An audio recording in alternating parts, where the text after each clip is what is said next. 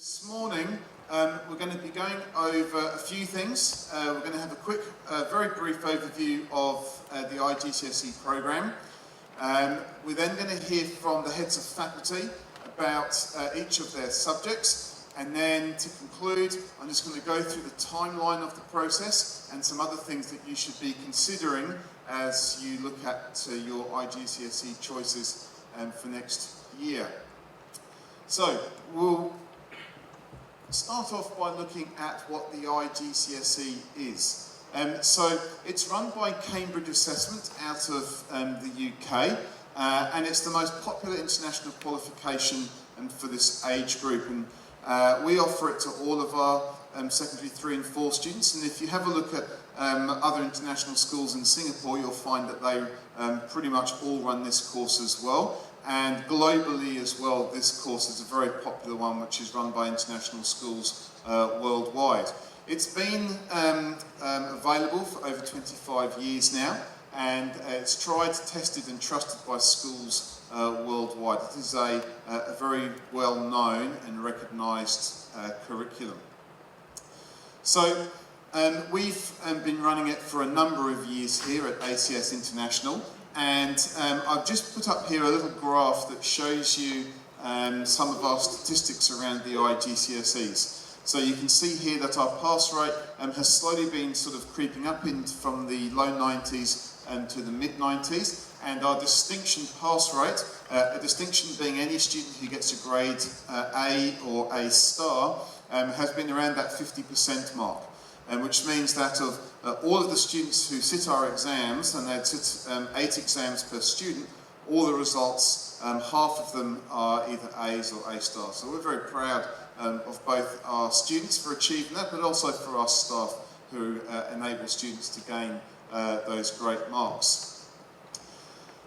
Cambridge, every year, or every exam cycle, they award students who come top in the world, which is literally the student who has performed to the highest grade in the entire world. Basically, you have to get 100% in your exams. Sometimes you can win it on 99%. And what we've got here is that, with the exception of 2017, every year since 2009, ACS International, we have had students who get top in the world results. And you can see here that it's not just in one subject that we're particularly strong, but you can see that there's a whole range of subjects here in which we've got students performing at the very highest levels. Now that tells me two things. First of all is that we can attract the best and brightest students in Singapore, and that they can perform to the highest levels. There are students here who are top in the world, doing the very best, which is the very best that you can do in the IGCSE. And I think what that says is that we have students here who aspire to do very, very well. And I think that aspiration rubs off on others as they challenge to do their very best as they see their friends doing well.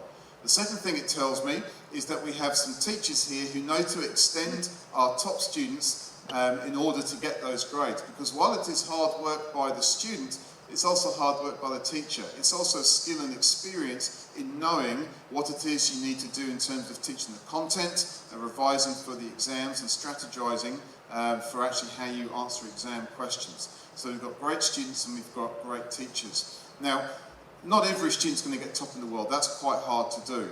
But when you're in a culture where you're actually performing at the highest levels and you've got teachers who are capable of getting students to that level, you know that your child is in a good place if they want to do really well academically.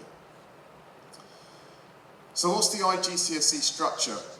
Well, some of you might be aware that there are some core subjects, that is compulsory things that you need to do, and there's also some choice as well which students can make as they determine the subjects which they are going to choose.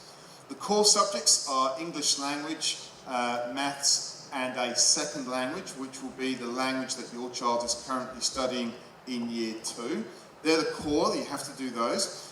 Then we have a core science. Now you do get a choice, but it has to be one of the core science subjects, and you have to do a core humanity as well. Again, there's some choice within that, but it has to be a humanities-based subject. The reason why we have these core subjects is because the majority of our students will go on to complete the IB.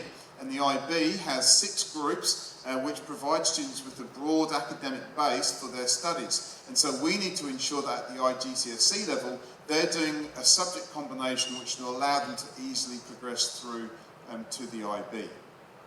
So they're the core subjects. We then have some option subjects, 3 option subjects, and I'll show you the groupings for those option subjects in a moment. If your child is in the mainstream, they will choose one subject from each of those 3 options. Okay? In the mainstream, which is probably the majority of you, your child will choose one subject from each of those options. If your child is in pre-IGCSE, they only choose 2 options because they have more advanced English in their timetable as well, and they only choose subjects from option 1 and option 3. Okay? I'll show more of that as we go through the PowerPoint though. So this is an important slide. If you've got your phone and you want to take a picture of this, this will all be made available to you, but this is sort of the really important slide that you need because it's the subject groupings.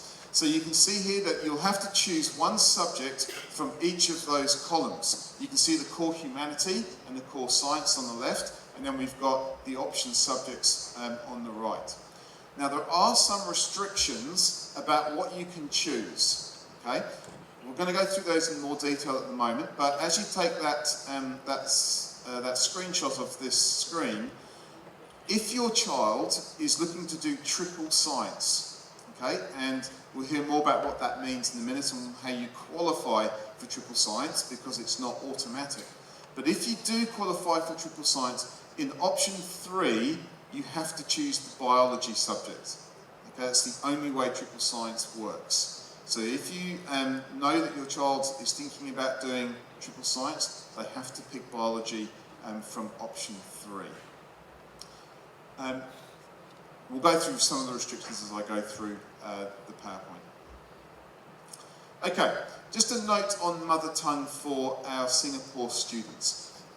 Just because you come to ACS International doesn't mean that you're exempt from doing mother tongue, as you will already know. So all of our Singaporean students will be doing their mother tongue language.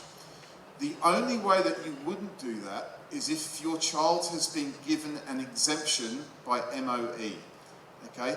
If that is the case for you, you will have a letter from MOE saying that your child is exempted. We need that letter. If we don't have that letter, we won't consider your child to be exempted. Okay? So for the majority of you, probably all of you, because exemptions are very rare, mother tongue. But if you do know that you have a letter from MOE because you've been exempted, perhaps because you've lived overseas for a long period of time, which is the main reason why MOE might give an exemption, then if you know you haven't given it to us, give it to us sort of like in the next sort of few days, because we really need to know that information. Okay, some notes on language choices at IGCSE. Mainstream students can't go into the ESOL option, okay, without gaining approval from the English department. We assume that everybody who's in the mainstream is going to carry on using English as their first language. You can't just change course now without a long and hard conversation with the English department about the pros and cons of that and whether it's the right choice and whether we can do that or not. Students who are from pre-IGCSE, you must choose either Mandarin Chinese or first language Chinese. In regards to our other language options, which is Japanese and Spanish and French, you can't choose both of those languages, otherwise you're going to be too heavy on languages. You'd be doing English, second language, French, Japanese. It's too many languages, so we don't let you do that. So if you do want to do one of those other languages, you can only choose one of them. Okay, don't choose 2 of them from both options. And please note they are for complete beginners only. So if you're French and you speak fluent French, you can't choose our beginner French course. Okay, Cambridge assessment don't allow you to do that. I think I've covered everything on that slide. Okay, Some more restrictions. So we've heard about the language one, can't do 2 of those additional languages. If you want to do additional mathematics, and Mr. Raghu, our head of faculty, will explain this in a little bit more detail shortly, but you have to get approval from the maths department. You can't just choose to do it. You have to meet certain criteria, which Mr. Raghu will explain shortly. And it's the maths faculty who will approve students for additional mathematics. Same thing with science, and Mr. Kent Core will explain it in more detail as well. There are some qualifiers in order for you to get into the triple science course. We'll see what those are shortly. There are some more restrictions. You can't do business studies and economics. While they are separate subjects, they're close enough that we don't want you to do both of them because it limits your choice going forwards into IB about what subjects that you can do. Same thing with geography and global perspectives. They're different subjects, but because they're sort of in that same region, we don't want students specialising too much at this stage, and so we say you can't choose both geography and global perspectives. So as you go through filling in the form, and I'll show you how you do that after the heads of faculty have been up here and spoken, I'll show you that on the form it's got all of these restrictions written down as well. So while it's good to hear them and understand them, when you actually get to complete the online form, you'll see that it's all written there as well, okay? So you can understand it. Once you've put in your option choices, understand that that doesn't mean that you're definitely getting all of those options, because what we do as a school, we then, when we've got the options in, we go through all of the grades that students have got, we start placing them in classes, we look at perhaps a student who has not performed well in that subject but who has picked it, and we determine, is this a good choice for the student or not? If we don't think it is, then we'll be in touch with you. Again, the maths and the science, we need to check that all of those people choosing triple science and additional mathematics, that we agree with those choices. So the choice that you have indicates to us what you'd like to do, and then we'll approve it, or come back to you and say, hey, you're going to have to pick something else. Okay, that's all from me right now. What I'm going to do next is invite a member of each faculty up, and they are going to tell us a little bit about their subject areas, and if there's any restrictions about qualifying to get into those subjects. So, if I'd like to invite Mr. Raghu up, he is the head of the mathematics faculty, and head of faculty, if you could introduce the next person as they come up, that would be wonderful. Thank you.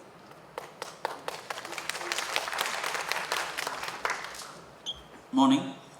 I'm Raghu, I'm the head of mathematics. For IGCSE, we offer 2 courses, International Maths and Additional Mathematics. The main focus of mathematics at the IGCSE level is to develop the student skills, concepts, as well as the technology skills. We also focus on how they apply the mathematics to real-life concepts. There is a component called Paper 6 where they try to focus on how they apply to real-life situations. As you can see, we have produced quite a few top of the worlds in the past, and also we make sure students are placed into additional mathematics course with certain criteria, which I'll talk about in a minute. So who is it meant for? International Maths is a compulsory core subject in the IGCSE at our school, and all students are expected to take that course. Additional Mathematics is for students who are going to do math-intensive courses in their further studies. For example, a course in mathematics, engineering, economics are some examples of math-intensive courses that they may be interested in pursuing later on. What is the entry criteria?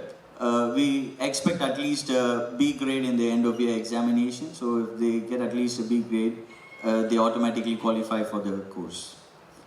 That's it from me. I would like to now invite Mr. Peter Thompson, the head of English faculty.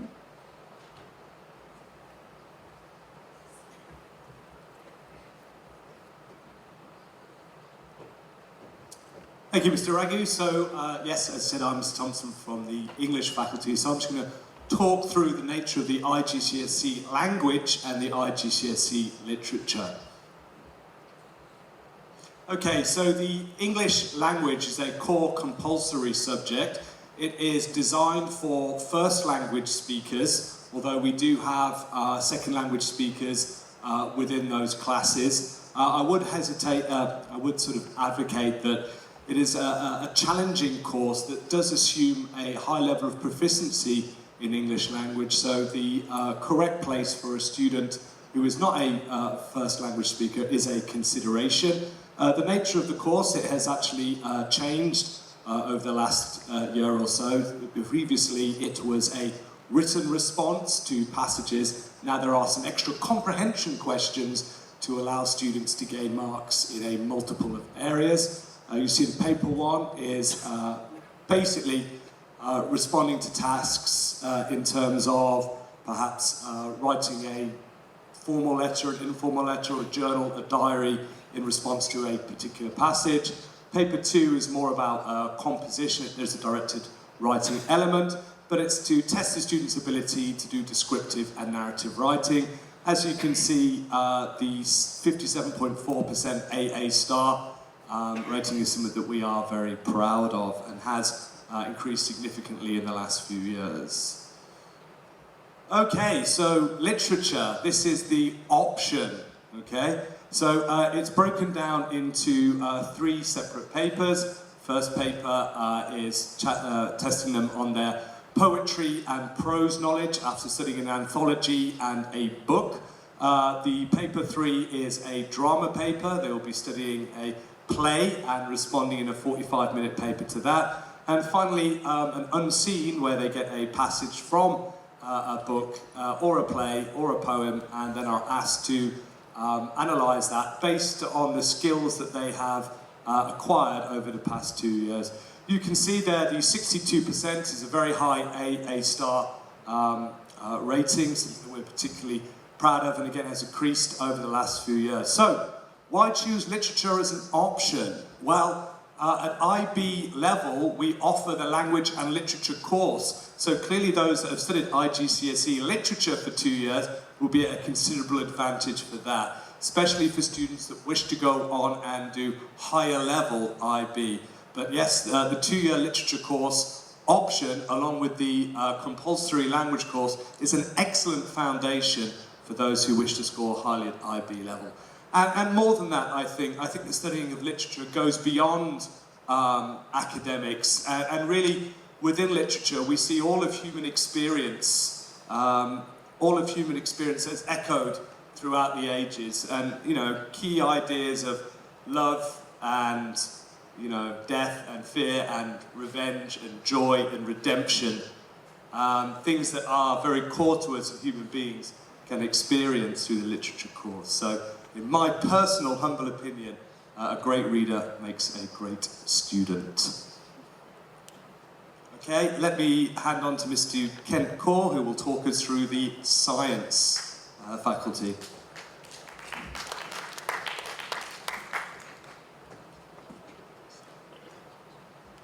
All right, thank you, Mr. Thompson. All right, good morning, everyone. I'm the Assistant Head of Faculty for Science Faculty, and my name is Mr. Kaur. All right, students, you probably can recollect that you have taken at least 2 end of module tests and 2 end of term tests.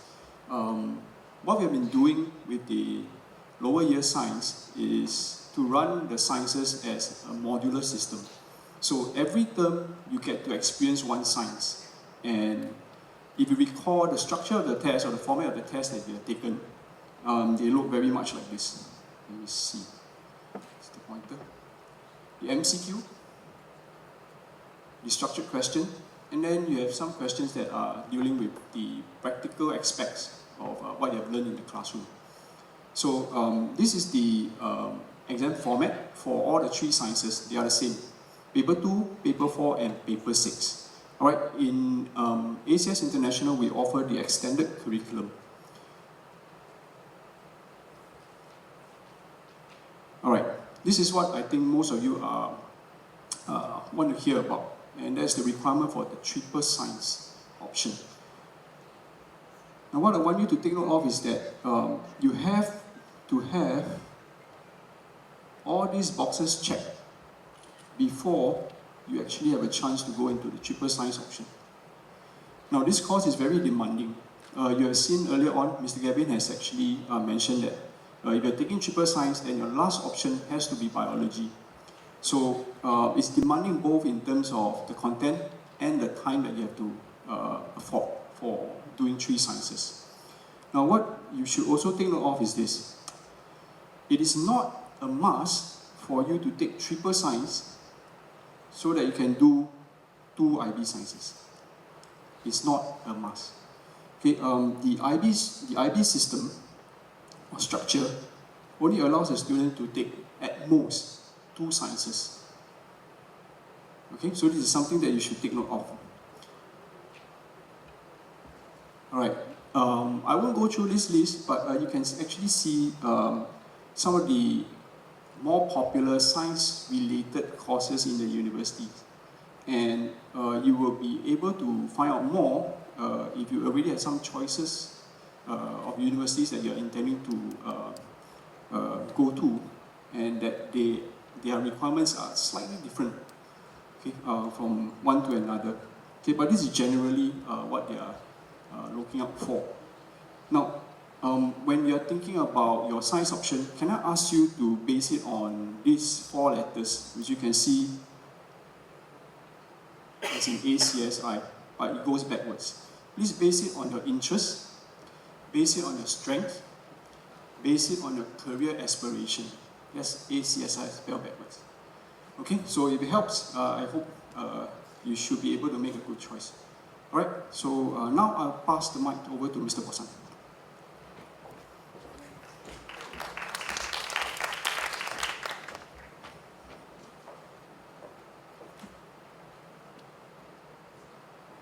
Good morning. I'm here to speak about the English ESL. We have a lot of students in this school who study English as a second language. It's important that if you have questions, you come and see me during the PTM or you speak to the subject teacher.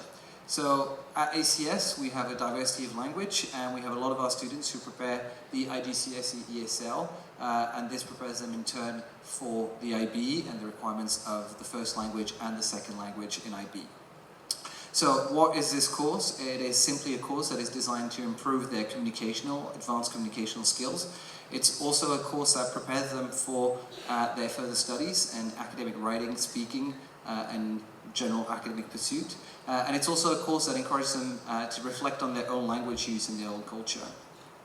So there's additional aims to that course, which are very much tied in the approaches to teaching and learning in IB, and students will already be starting to prepare to be an effective IB learner. So they'll be looking at intercultural competence as an international school. This is really important for us. They'll also be developing very strong presentational skills, writing and speaking, and they will be looking at the approaches to teaching and learning, which is a range of skills necessary for higher education and further education. The assessment is fairly straightforward in writing, listening, speaking, and reading. Students will be assessed in a range of tasks, and overall this is a challenging exam. So very often there's misconception about ESL. What it's not, it is not an exam for beginners. The assumption is that our students have been studying in English for the last 4 to 5 years, sometimes longer. It's a challenging exam that develops very strong foundations when it comes to expression and academic skills. And finally, it's also an exam that will allow them to prepare very effectively for the IB. So if you have any questions, please do come and see me or speak to the subject teacher, who will be able to give you some advice about which language course best suits your needs. I would like now to call Mr. Tian Chan, our Head of Humanities.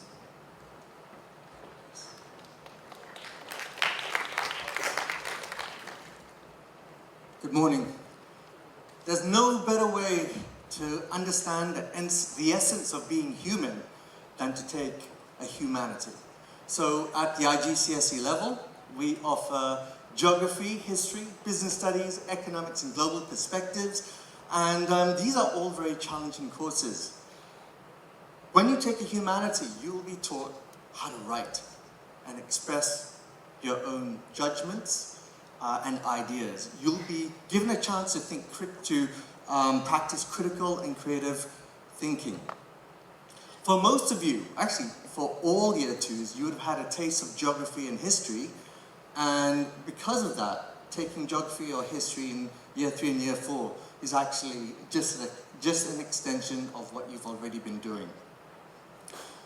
The 3 new courses available to you are Business Studies, Economics, and Global Perspectives. Business Studies and Economics, they're both very, very popular. It's a lot of fun. Business Studies is about the human pattern of running a business, whereas economics is understanding the human behavior in allocating resources. So economics is about big ideas, it's about unemployment, it's about taxation, it's about inflation, whereas business studies would be maybe the 4 Ps, how to run a company, how to run your HR, how to increase your bottom line. Okay, very popular 2 subjects. Now, the most interesting is Global Perspectives.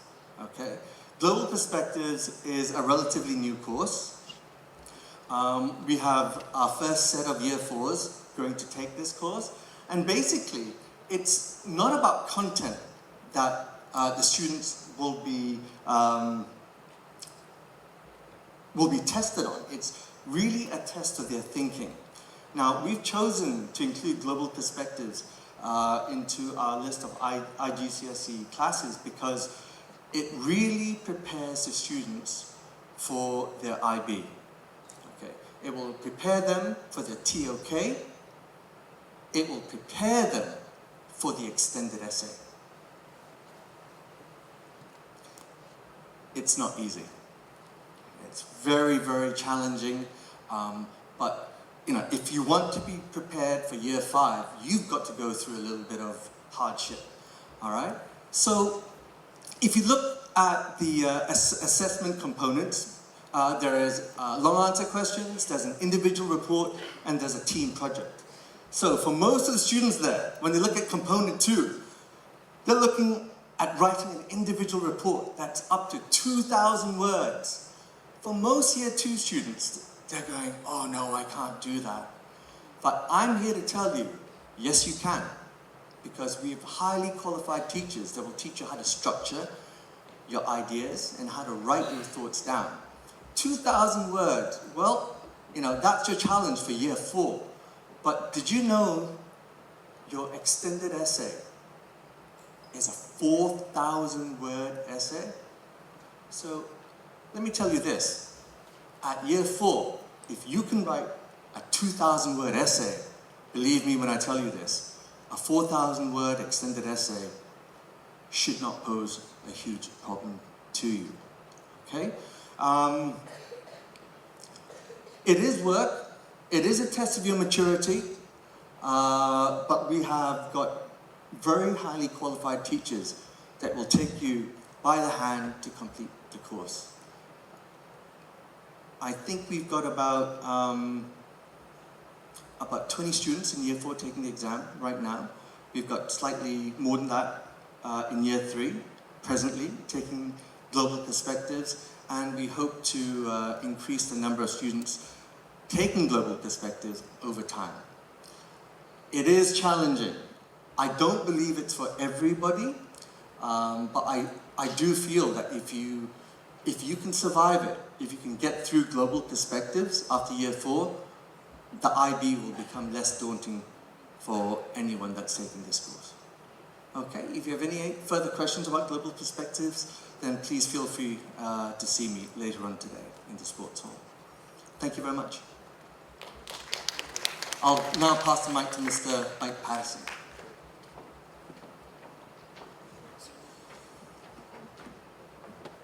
Hi, good morning. I'm Mr. Mike. You may not recognise me, not in my shorts and t-shirt, but here I am.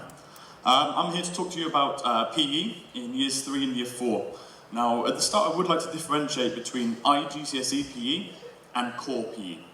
Now, all students at ACS International, whether you choose to do IGCSE PE or not, will do physical education as for 1 period every week. So that's mandatory, you know, as a keep our students nice and healthy. So I'm not talking about the core PE, which is mandatory, which all year 1 and year 2 students do at the moment. IGCSE PE is then an exam subject which you can choose beyond that. The subject area has been growing in recent years, and I think back when I first joined the school, maybe had 8 or 9 IGCSE students for PE. This year we have a graduating cohort of 34, and next year a greater again. So it is a popular subject. We've achieved top of the world in previous years. And yes, it is an exam subject. Students have to take an exam, but they do need to also have some talent and some experience in sports. Okay, so if you're not playing sports regularly as either part of the school CCA teams or externally, then you need to consider whether this subject is for you. However, if you are doing sports regularly and you're in the school teams, you enjoy your PE lessons, then this should definitely be an option for you. Is it assessed in the following ways? As I said, there's an exam. 50% of the final grade is an exam, so you sit and take a paper which has elements of anatomy and physiology, psychology, skill acquisition, and so that would be a 50% assessment. The rest of your assessment will be based on your practical ability across a range of sports. Okay, so these are the range of sports that you may be assessed on. By all, this doesn't mean that we actually teach all of these sports as part of the IGCSE curriculum. There are a few, maybe 9 sports that we will teach throughout the year, but some of you may have expertise in sports that are outside of the curriculum. So, for example, something like, let's have figure skating. Okay, so I know that we have a student in year 2, very talented figure skater. She's interested in doing IGCSE PE. Unfortunately, we don't teach that as part of our lesson, but she can still do IGCSE PE and use figure skating as one of her assessed criteria. Things that we do in the curriculum are things that we already teach in year 1 and year 2. Okay. If you have any questions particularly about the sports and combinations, do let me know. But like I said, one of the things that is worth bearing in mind is that we have excellent teachers of PE, and as I'm sure your students will attest, and all of them are sat in the sports hall right now. So if you are thinking about doing IGCSE PE, come and speak to me or your PE teacher, who will give you an honest recommendation about whether your son, daughter, or whether you are appropriate for you to be doing IGPE. Okay? Hope to see you all later. Thank you. I'll now pass on to Madam Chang Hang To of the Arts Faculty.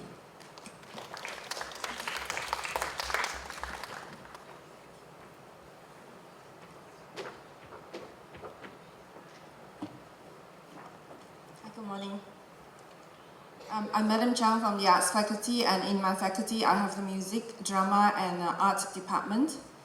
A colleague of mine, whose brother works in the Royal Bank of Scotland, recently told me that the banks are starting to look to recruit people from the arts, from the arts, okay, they're arts graduates.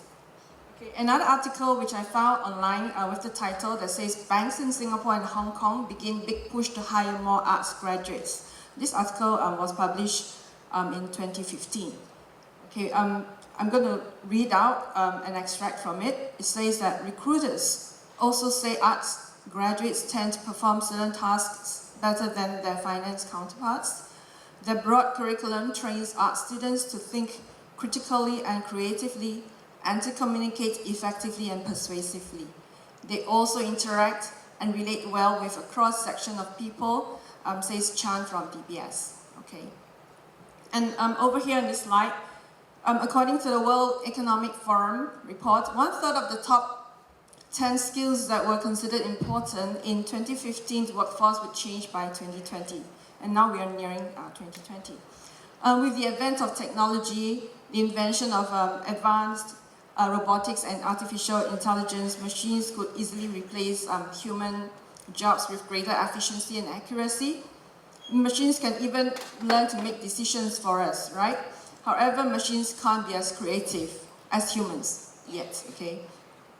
That's why if you take a good look at the 2020 top skills, creativity is in the 3rd placing. And along with it, there are other skills like people management, coordinating with others, emotional intelligence, negotiations. Now these are also skills, the desired skills that has got to do with the human touch, right? With machines replacing skilled jobs, the shift in workforce demands areas that, to a great extent, relies on human interactions, human touch, areas whereby machines have yet to learn. Now, in short, for those looking for to future-proof their careers, building competencies in areas that machines will be unlikely to tackle effectively, such as problem solving, creativity, this is likely the best recipe for success. Okay. Studying the arts allows students the opportunities to engage in creative processes, interaction with people, cultural awareness, and sensitivity. Elliot Eisner was a visionary in the field of arts and education. He maintained that the arts were critical in developing important skills for young students. So over here we have a list of 10 skills the arts could teach students. The arts are not usually popular choice. The arts are not usually popular choices for student subject options, but it's important that I draw attention on the findings that I shared earlier about how the arts can enhance or support your child's education, and more importantly, on their outlook about their future, as well as to prepare them for the workforce demands later on. By the way, last year's IB results 45-pointer was a theatre student. I'm highlighting this point because I'm aware that students and parents, you hesitate making an arts option because you think that the subjects are time-consuming. Yeah, I admit that they are indeed very time-consuming. However, actually what's more valuable are the learning experiences and the soft skills that the arts have to offer. Let's take a look at the overview of the component breakdown for the different arts subjects. For more details, you can approach any of the respective subject staff who are already teaching the IGCSE or myself.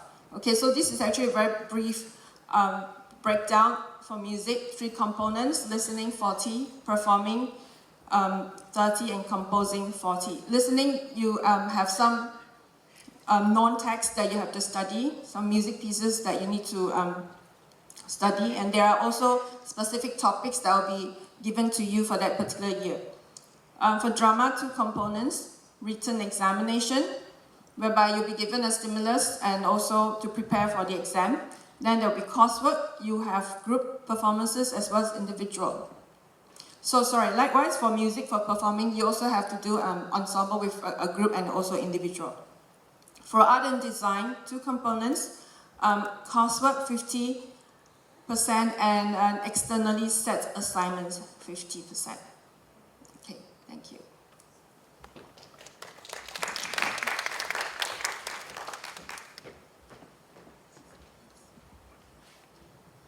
Okay, thank you to our heads of faculty for going through that. Okay, some logistics about what happens next. You've heard a lot of information, but not a lot of detail about what's in each specific subject.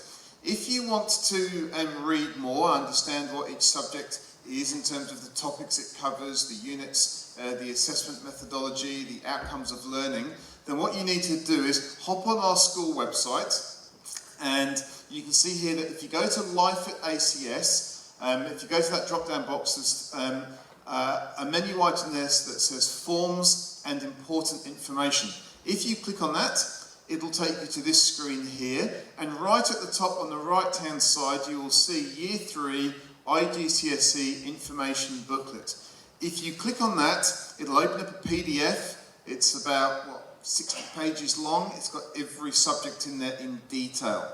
Okay, so what you can do is have a look at that, get it up on the computer screen, sit down with your child, go through it, make sure that you understand it, that they understand it, before you actually go and commit to your subject choices. So the booklet looks like this, the front page.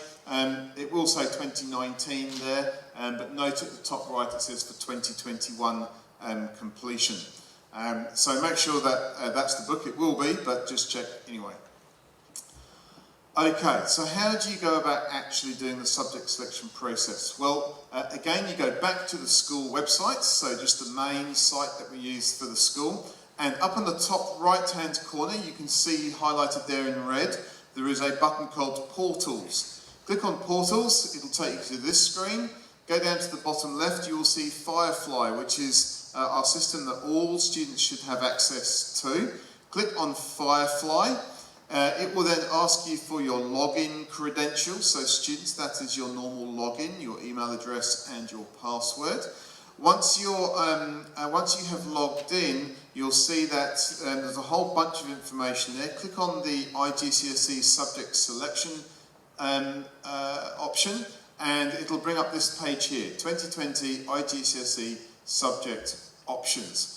And you can see there right at the top there, it has the closing date on there. Then it's got information, including a link to the booklet. So if you can't remember those two things, just remember to log on to Firefly, go to IGCSE subject selection, and the link to the information booklet is right there.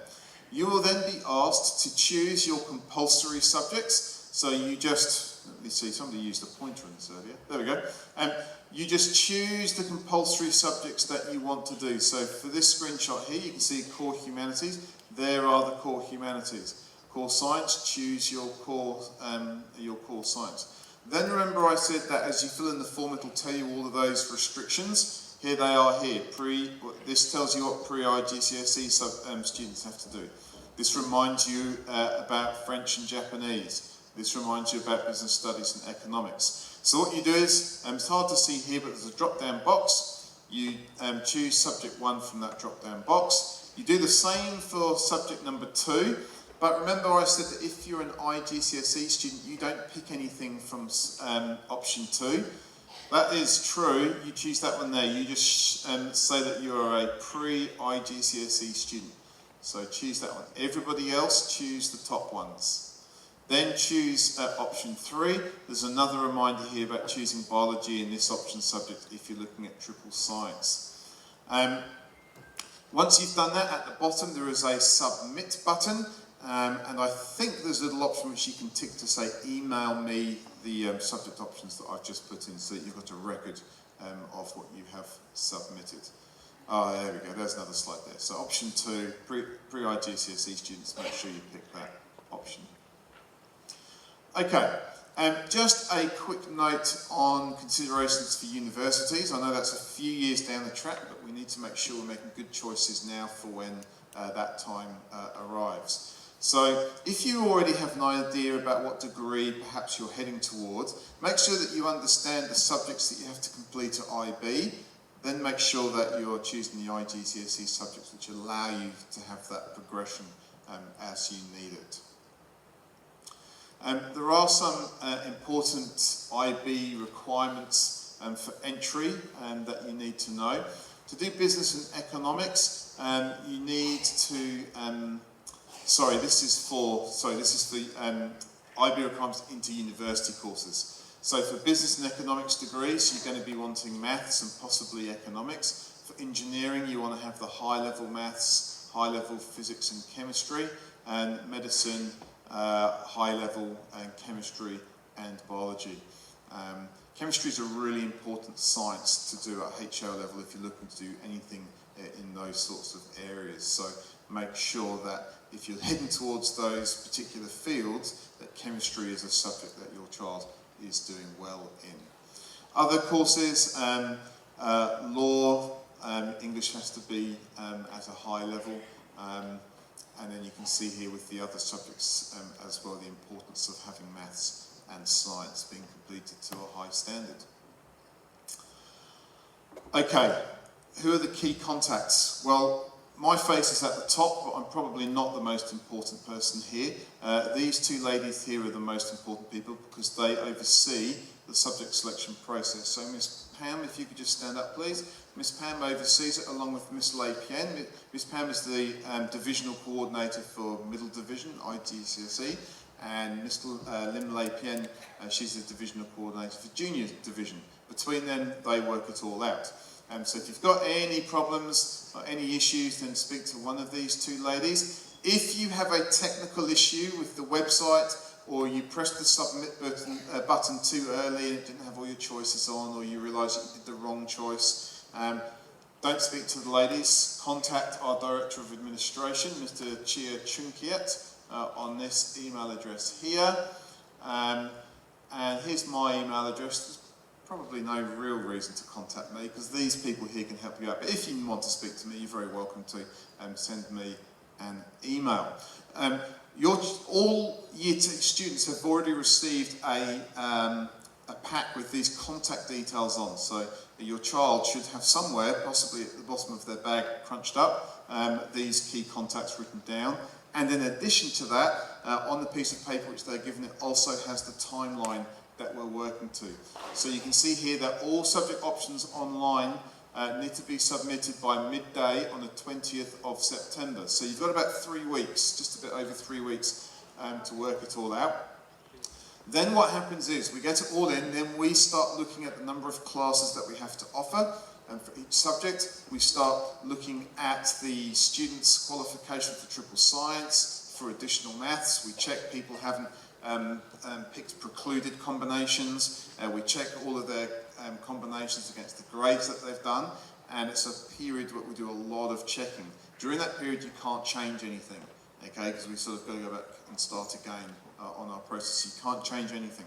But once we've completed it, you will have an option on one day, the 4th of November, where you can go, and if you want to change a subject, this is the time to do it. So on the 4th of November, you go to Old Block 308, and you'll find one of the divisional coordinators in there. They will do a manual change for you. Most years we don't have too many people doing this, but we understand that sometimes there is a need to. And so on this day here, you can do a manual change. Then what happens is we look at those manual changes, see if they're possible to do, given the fact that most subjects have been fixed in place there and the numbers and the students have been allocated. And then on the final day, when you get your Term 4 report, inside that you'll get a piece of paper that tells you the subjects that you have been allocated to for the following year. And for the vast, vast majority of you, it'll be the subjects that you have picked at subject selection time. It's just in the case where perhaps the choice that you've made doesn't meet our qualifications, where you wouldn't get it, but you would be notified prior to that. Okay, that's it. Well done. A lot of information there. If you have a question that you think might be useful for all of the audience here to hear, then I'm happy to take it now. If you've got a question that's more sort of specific to your child or circumstance, perhaps just wait back afterwards and myself or soon will be able to help you. But does anybody have a question which they think might be useful for everyone to have answered?